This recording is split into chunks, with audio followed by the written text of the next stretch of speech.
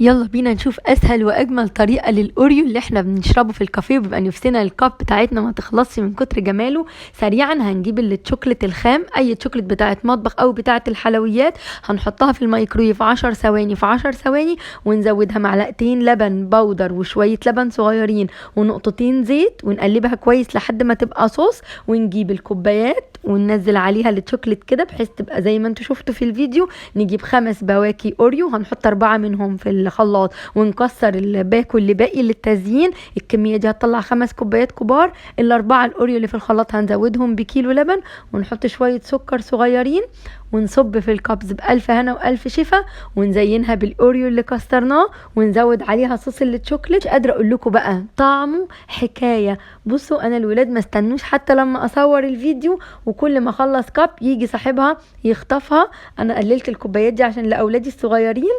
دمتم في صحة وهنا.